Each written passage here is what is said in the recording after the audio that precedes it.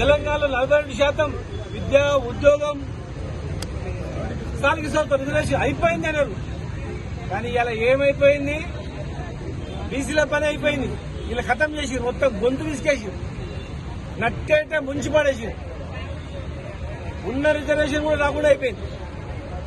పేపర్లలో చూడండి, ఎలక్షన్ కమిషన్లను అడగండి, లేదంటే చీఫ్ సెక్రటరీ గారిని అడగండి. ములుగు జిల్లాల అసలుకు లేదు, భద్రాద్రి కొత్తగూడెంలో నామమాత్రం, నాగర్కర్నూలు జిల్లాలో 10%, ఒక జిల్లాలో 0%, ఒక జిల్లాలో 10%, ఒక జిల్లాలో 15%, 95% జనాభా ఉన్నటువంటి గ్రామాలలో కూడా ఒక వార్డు మెంబర్ లేడు, మండలాల్లో ఒక సర్పంచ్ లేడు.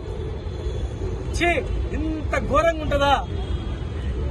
ఇక్కడ ఆమంగల్ మండలంలో ఒక్కరు లేరు, రంగనాథపాలెం ఖమ్మం జిల్లాలో ఒక్కరు లేడు, ములుగు జిల్లాలో ఒక్కరు లేరు, హన్వాడ మండలంలో 4-5 గ్రామాల్లో టోటల్ 98% జనాభా ఉన్నటువంటి గ్రామాల్లో ఒక వార్డు మెంబర్ లేడు. ఇంత ఘోరంగానా? ఇంత అవమానమా? బీసీ కులగణ అని చెప్పి ఆ రోజు మీరు తక్కువ చేసి చూసినప్పుడే అర్థమైపోయింది వీళ్ళు ఏదో కుట్ర చేస్తున్నారని. మీరు 60% అంటున్నారు, ఇట మీ 60% లేదు 40% అని చెప్పేటట్లు ఇండైరెక్ట్ గా తక్కువ చేసి తిట్టనిచ్చేటట్టు చూపించింది. సమాజం కాము ఉంది.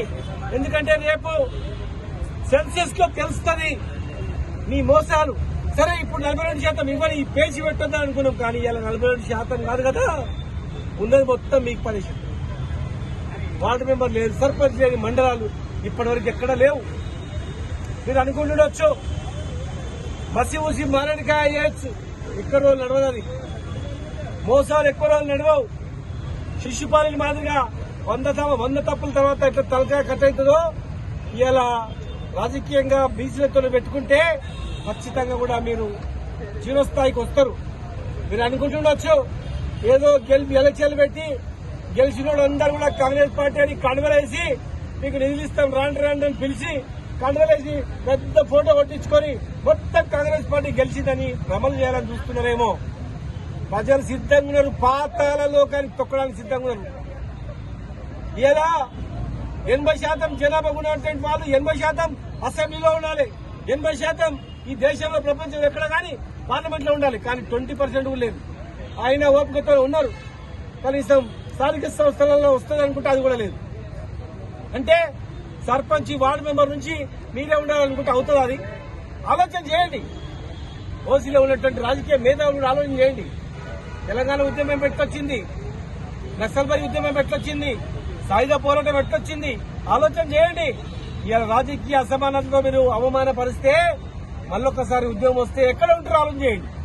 చాలా మంది ఓసీలో ఉన్నటువంటి వాళ్ళు ఫోన్ చేస్తా ఉన్నారు, అన్నా ఖచ్చితంగా తప్పు చేస్తున్నారు మా వాళ్ళు, మళ్ళా తెలంగాణ ఉద్యమం తరహా బీసీ ఉద్యమం వస్తుంది, ఎవరు తట్టుకోలేడు, గ్యారంటీ వస్తుంది, 100% వస్తుంది. ఈ గడ్డ నుంచి స్టార్ట్ అవుతుంది, ఈ భారతదేశంలో ఇక్కడి నుంచి స్టార్ట్ అవుతాయి కూడా చెప్తా ఉన్నారు. మరి ఇలా మీరు ఉన్న పర్సెంటేజ్ ఇవ్వకుండా ఎన్నిసార్లు అబద్దాలు చెప్తారు, ఎన్నిసార్లు అబద్దాలు వేస్తారు?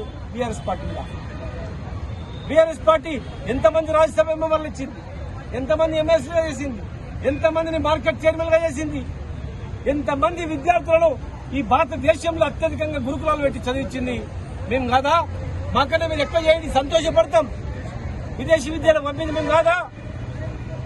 ఇలా మీరు ఒక పార్టీని కాదు, కాంగ్రెస్ పార్టీలో